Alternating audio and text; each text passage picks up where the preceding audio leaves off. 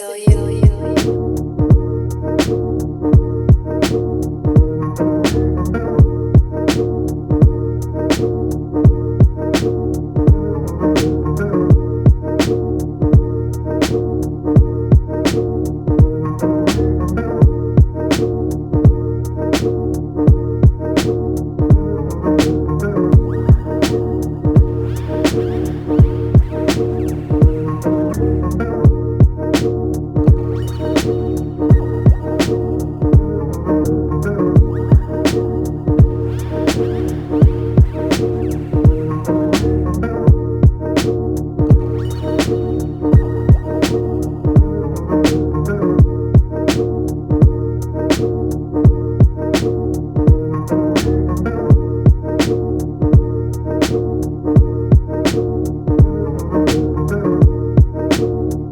Hey friends, welcome back. You made your way to the studio again. Hey, we have another blank canvas here, and we've got our brushes, and we've got the paint all set. Palette. Today, I think I'm going to go ahead and do like a futuristic building, going back into it. So today we're going to go and make something go back into this flat little surface. We got some Jackson Heights in my left hand, and let's go ahead and grab one of these big brushes. That's big enough, I think. Slap it into our fun little paint thinner turpentine. Dap it down. All right, friends. Let's go ahead and start doing some type of futuristic landscape here. And today, this is going to be the palette. I think I'm going to use a whole bunch of what's called yellow ochre. Yellow ochre and titanium white. All right. And so I don't want to get all crazy and technical like the way we talk about doing a dot and then doing all these lines that lead to these dots. But let's just go ahead and just start slapping some stuff down in here. And then we're going to build this space out. Now, again, the first time that you and I got to meet, I talked about one of the first things that I like to do is just cover the surface. And I'm covering that surface here with this like 1.5-inch brush. And by doing that, it just gives me this place that starts building in where my highlights, my shadows, and midtones are going to start to play. And right now, let's go ahead and get this in here. And now I want to actually start doing something like this, and like this, and like this, and like this. Now, I start seeing like, everything's going down, okay? Now, with this, we've got probably a wall that's going to hold up this, and we're going to have to think about little basic bits and pieces here. But I don't want to talk about the way that they would have put you into class and say, okay, now this line leads to this line, and this line leads to this line, and this line leads to this, because our brain's going to just go ahead and see that. But we're not going to talk about formulas. We're just going to go ahead and put things in, and then, like the way I had talked about with maybe the first time that we met, if you remember, my grandma would talk to me about, what do you see in the clouds? And with that, just start putting these clouds in here.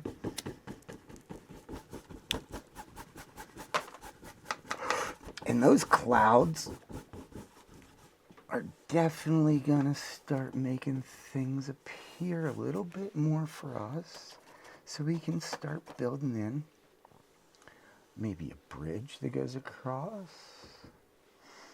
And back here we're gonna have an entryway into a new little world.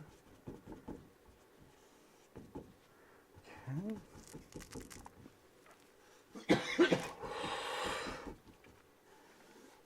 Let's go ahead and make that even further out. Okay. Now,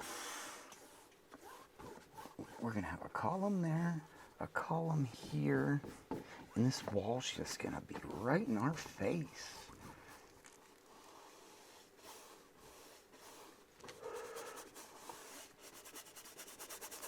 So, the one thing that I always wanted whenever I was younger was to be able to leave the current world that we're in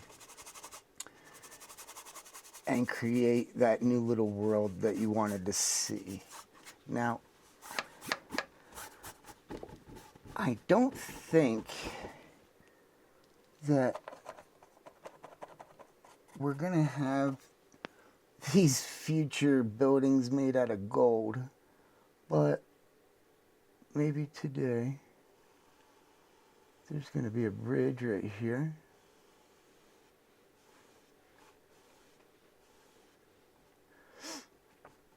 Okay. And now we're down here, so we're not gonna see anything other than the bottom of the bridge and maybe the pillars that you'll need for the archways of the handrails. Okay. Start bringing a little bit more of these shadows and start understanding the building that we're currently standing in. Now, a lot of things everybody will do when they're on the phone is they'll doodle, and they'll doodle those little cubes. I think is one of the first things that we started to doodle. So all I'm doing here for us today in this little painting is making essentially that rectangle square doodle, but we're just going to do a whole bunch of them, and before you know it, you're going to have a space that maybe invites you, or you're like, oh no, I don't want to be there. So light's going to come down, so that means we're going to get a deeper color here. Now, the color I'm choosing, I want to say, is burnt umber. Burnt umber crossed over with yellow ochre. And we're just getting this all sketched in. Turpentine helps thin it out. Right now, the thinner the paint, the happier you're going to be working with it. Because thick paint makes things not as easy to control. And with an oil painting, you really want to start off thin to fat, meaning thin paint. And then the more of that you put on there, the more oil is in that paint. And that's considered fat paint, since oil is fat. Okay, so I'm starting to see things like this. Now, let's make this building go back even further here. So, what my goal is to keep this as straight as possible. And that just makes things not lean, and the brain sees it as a little bit more, okay, I accept this fake space that's being created as a little bit more real. And that's, I think, ultimately the goal of what we're trying to do here. Make that a little bit more real, just to fool us into saying, why not? Okay, so ultimately, those rooms are just going to keep going back.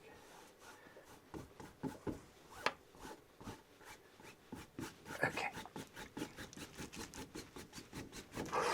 I'm blending it all in because I want to create that tonal quality. So now everything really does have a layer to it. I'm going to switch over to a different brush because now I'm going to start mixing up more of like a sky color. For me, I want super light, but we also want to go ahead and make it a little bit more, let's put blues in it. So the blues, now everything's going to go back this way.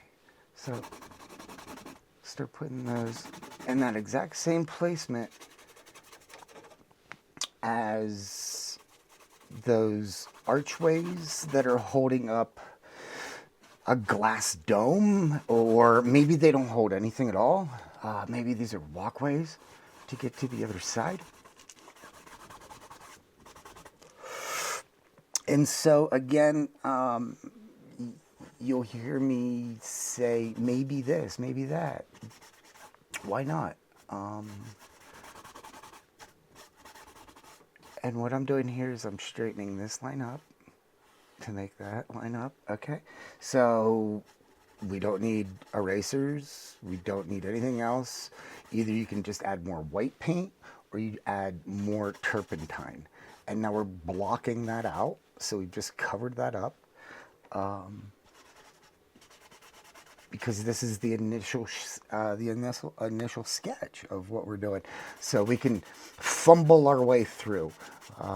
There's nothing that is determined unless if somebody handed me a photograph and then I had to work from that photograph. And then whatever limitations or expectations I have of myself or the customer of that photograph. How do I want to see it? Okay, so just a little bit more blue showed up. Now, the blue and the gold is really playing well, I feel, with each other. I feel like that's pleasant to my eye.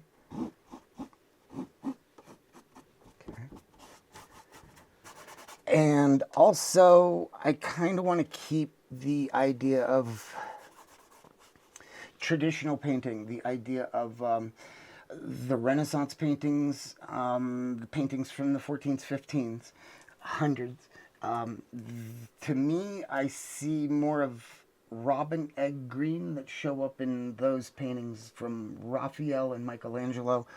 And the best way to learn anything is to just study those paintings, study those drawings, study, observe, just pay attention, look around. Okay, so I feel like this space is getting created. So this is an open spot down here. We have a courtyard back in here. There's a courtyard from these lights that still, so we still need this.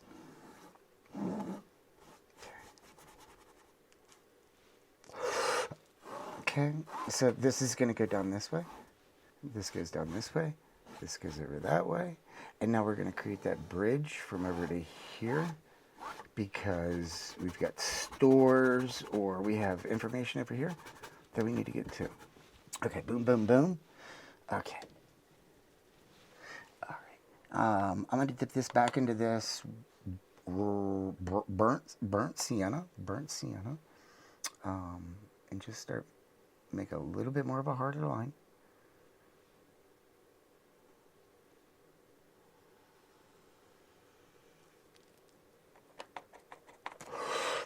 Burnt sienna crossed over with Prussian blue. Prussian blue is darker than this Corinthian or cerulean blue. Okay, and now we've got that darkness from that hard walkway. And now let's start putting in a darkness from a pillar here. Darkness of a pillar here. Darkness of a pillar there. Okay. So the volume of this, I feel, is getting a little bit greater. Yay, gravity. So, something that you friends aren't seeing behind me is we have our good friend Matthew, and in this studio are all of my toys. And literal toys, not just little things that I think that are fun, but there's a big collection of G.I. Joe, and there's a big collection of Transformers, and there's a pretty good He-Man assortment, and all around you'll find all sorts of fun toys. When I was a young painter, there was this artist that lived upstairs from me in Pittsburgh. His name is Jack. I don't know if Jack is still on the planet Earth or not. But Jack visited my studio one day and came downstairs and saw what I had been painting downstairs. And he had been hearing all sorts of calamities going on down there and wondered, what in the world? And I introduced myself and let him know, yeah, I'm an oil painter. I make paintings. And he came downstairs and there were nothing but toys. There weren't any paintings on the walls. It was all just toys. And he's like, why in the world don't you surround yourself with all the art that you've made? And, you know, at that point, when I was young, I think it was more important about just making art and learning and teaching myself that I could make these paintings if I decided to sit down and do them. And it's not like the first try came out perfect, because none of them are perfect. I'm certainly not a perfect painter. There's always awesome. There's much awesome. Wow, there are so many great artists out there, guys. I'm fortunate and blessed that I feel like I've been given a type of abracadabra that a magician has. And I feel like it's more like that, where I could become a spectacle. I'm not going to take myself so serious and think like, oh, but I'm going to be grateful that I can do this because I decided to sit down and do something positive. And for me, this is a positive thing. It's not hurting anybody. I'm not... I could take out violence if I could do all this. But I could also be delicate, you know, and be graceful if I want, and find a place where my thumbs are able to become graceful. I'm thankful for that.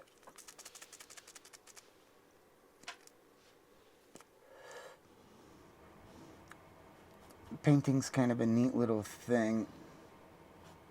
Drawing and sculpting are super neat. For the longest time, I really wanted to be a sculptor whenever I was a young man. I thought that that was just the neatest. I mean, you already had to learn how to draw it in the first place, right? So why not make that sculpture come to life?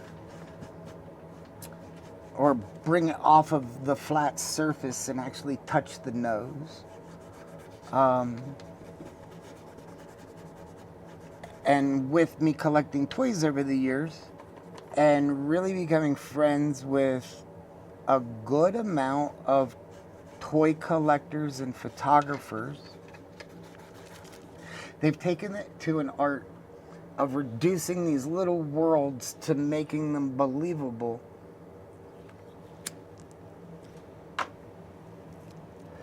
And the believability of seeing a little 3 3/4 toy or a 6-inch toy just put with the right angle, in the right light, in the right situation, that's magic to me, and it makes me smile, and I think it's adorable that you then get folks that are like myself that would paint a landscape, but then getting involved in that toy world, I've gotten involved in making dioramas. And those dioramas for those action figures these little miniature worlds for them now to be able to hang from a bridge. And instead of making this forced perspective of putting the figure here to be able to get underneath and make it seem like it's in a real world, now we actually have the dioramas that we made whenever we were in grade school out of shoe boxes, and you put the little boo boo boo. But instead of using the shoe box, you actually make that. You make that board, and you can use foam, and you can use all sorts of stuff. And maybe coming up in one of these videos here, we'll start to explore that whole idea.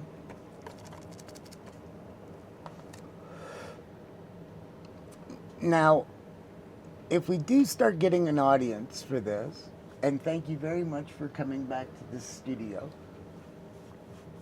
I would like very much in comments, or get in touch with Krystal Leaves or G.I. Joe for Fun. Get in touch with me. What would you like to see? What would you like to see me paint? Is there something that you've always wondered that, gee golly shucks, I've never seen that painter paint something like this? Or I know there's so many far out things that can be done, and AI is a thing, but we can ask AI to do anything, and does it really look the way that you really want it to be?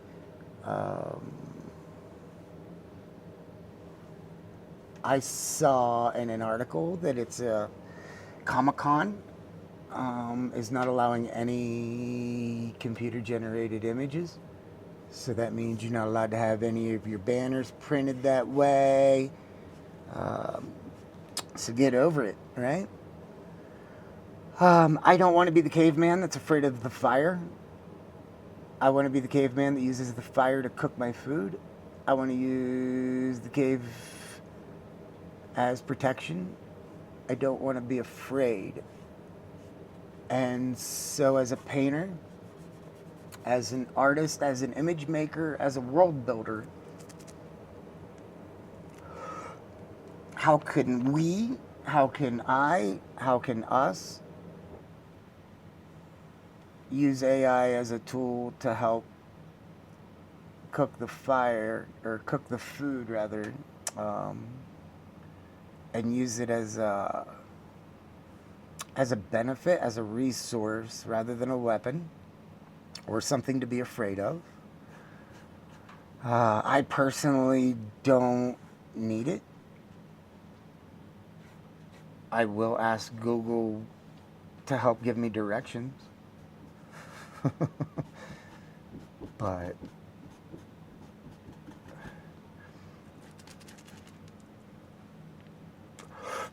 all right, friends, are you seeing where this is coming? Okay, or where it's going? I think I can start seeing a little bit more of this world show up. I'm going to put more of a walkway through here. And let's go ahead and put a little bit more of a railing down through. Now, something about you want the items further away from you to be more, right? Or less, rather. Pardon me. And then the ones that are coming closer to us, we are going to see those better. And so that basic perspective, visually things fade away. And if we make this really, really fuzzy towards the end, it might fool the brain into believing that this room is a really big room.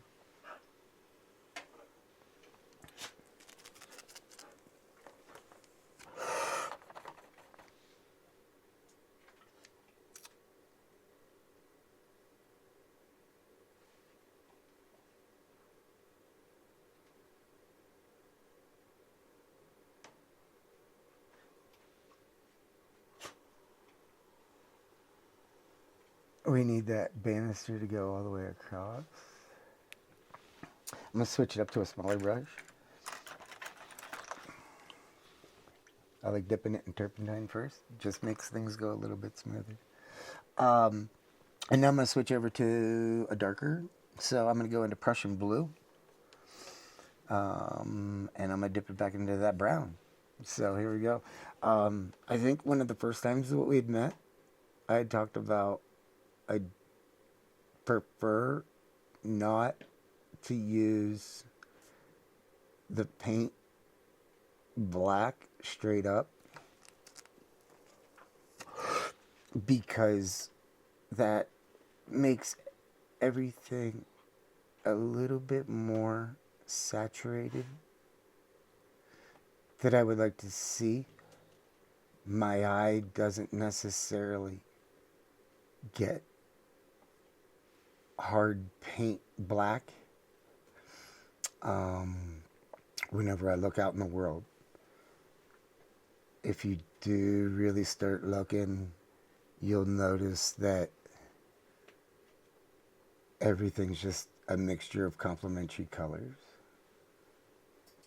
And one's going to have a little bit more blue. And one's going to have a little bit more red.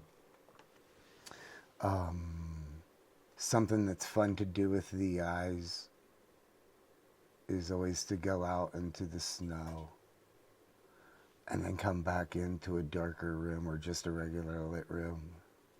And you get all those crazy pinks and blues. It's pretty interesting the way that the eye wants to readjust.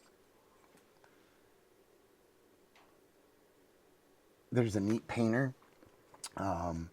This painter, his name was Ivan Albright. Ivan Albright would do eye experiments like that. So he'd expose his eyes to a whole lot of light. And then he would look at a white canvas and blink his eyes repeatedly. And then he would make these color wands. So then later down, he'd stare at these color wands that would make reference of these really far out color fields that would be unnatural. But they weren't unnatural because they were the colors that he was seeing whenever he was overexposing his eyes to light. And then we all have that kind of reaction. And we get those neat little spots in our eyes.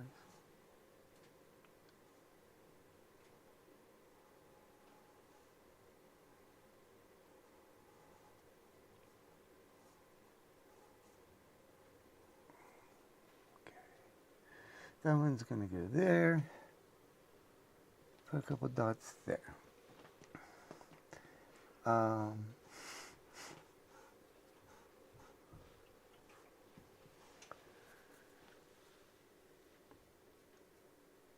So in my home, I live with cats, and there's this one cat named Gidget. And Gidget doesn't like me to paint for long durations of time. Now, I'm not 100% sure how long I've been painting. I've been painting that long.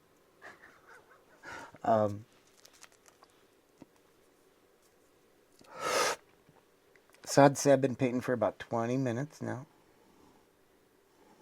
And my little kitty cat Gidget, she's off camera right now. She's clawing at my leg.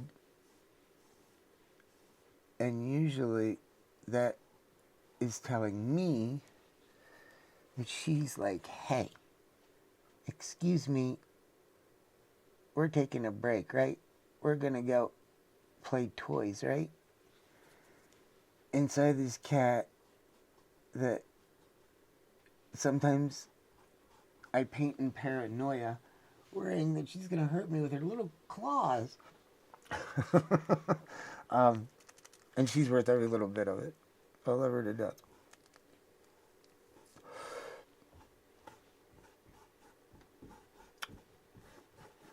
Alright, guys. I think this is pretty silly so far. One thing that I think I would like to do is I want to start adding computer circuit boards to some of these panels, because I totally see this as like some future spot.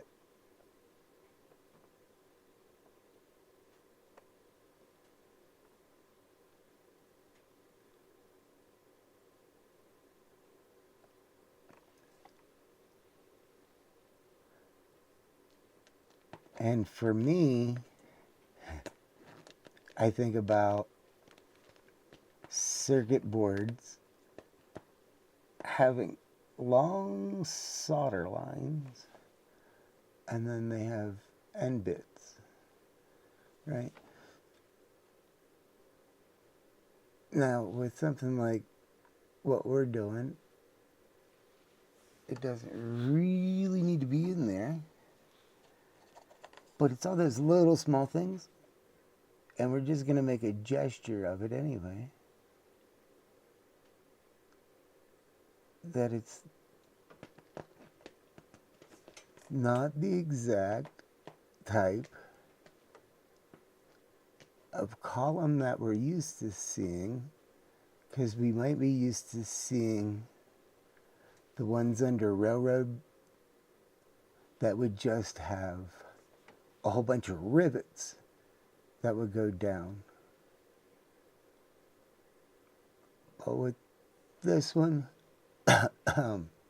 pardon me, but with this one, I want to see, like, are these circuit boards or something? What's going on with that?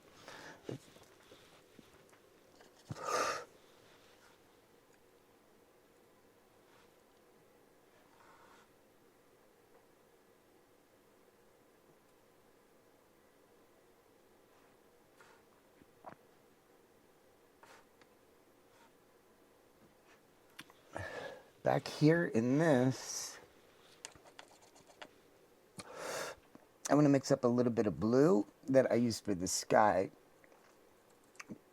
and I'm mixing up that brown that I was playing with, and now I'm going to really just water it down with titanium white. This is becoming my atmospheric perspective color, because there's going to be buildings back here that occupy this space,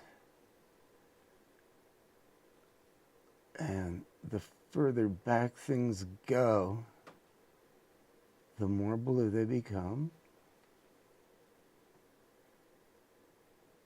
And because I want it to already have that fake illusion already that it's further back, let's go ahead and just paint it all in that light blue.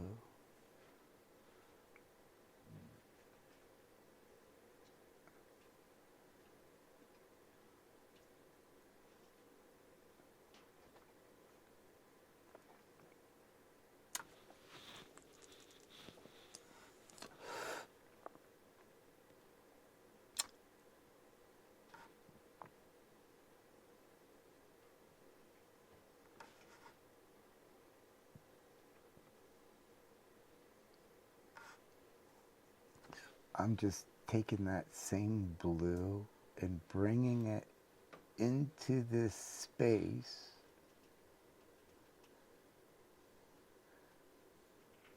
because it's the same light from outside. So that means this color also has to be here too.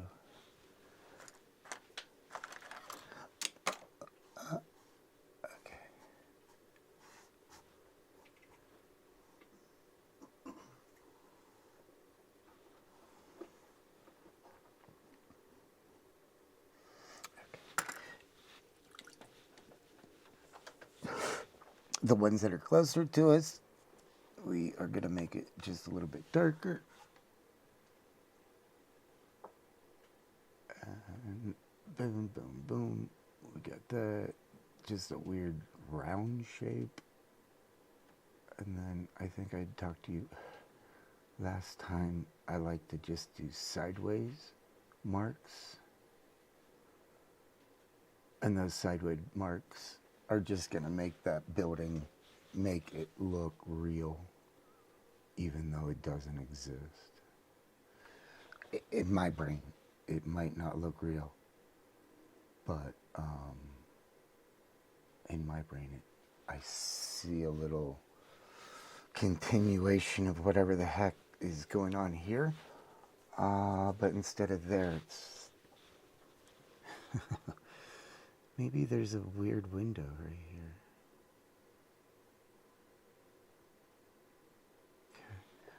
Okay.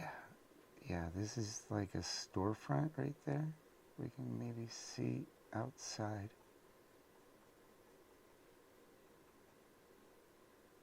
Okay.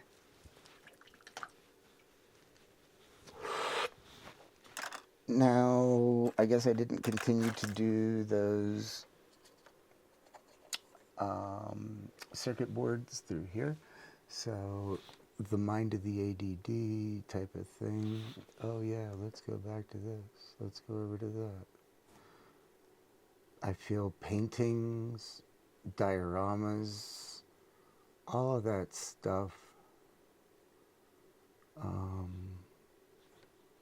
is really good for the brain that's kind of all over the spot.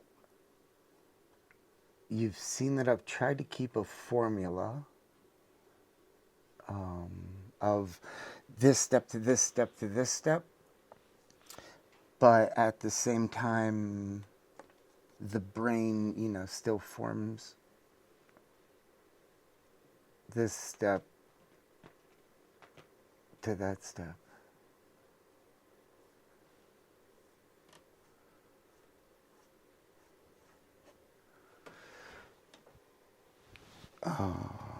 Let's go ahead and put a couple more of those circuit boards. Now with these, they're going to need to come out at an angle, go sideways, bring that angle back out. Let's go ahead and make that cross across the floor. Let's bring that one across the floor again. Now, this line needs to stay pretty much about there to get there. And now this line's going to fan out. This line's going to fan out, but it's going to come closer to us and fan out. Now, we kind of get that, right? So it's not right, but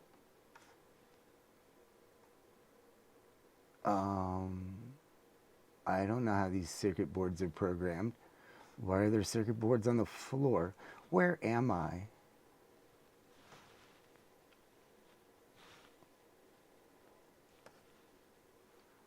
Maybe we got the ticket to go to Imagination Station, I guess, right?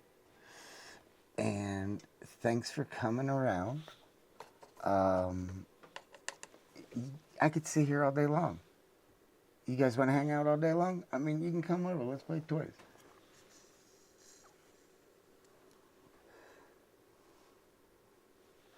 With that, you can put as many of these in there as you want. You want to keep following that line, and that's just going to keep making everything go back. Maybe we put a little bit up here. Hey, guess what? We're going to have maybe a timepiece that brings us back to like a 1940s train station. But we're not going to have any idea what's set on this thing. The reflection of the glass.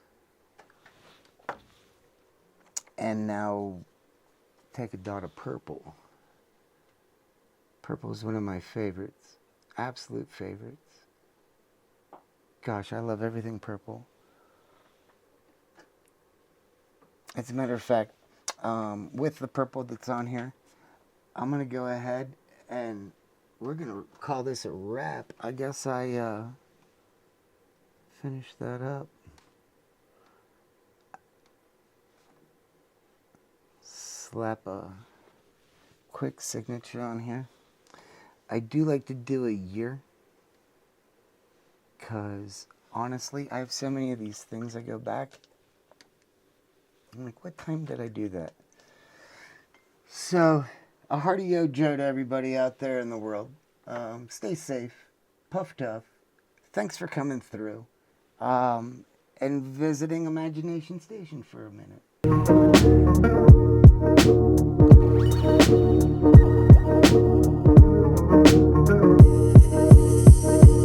Civilian.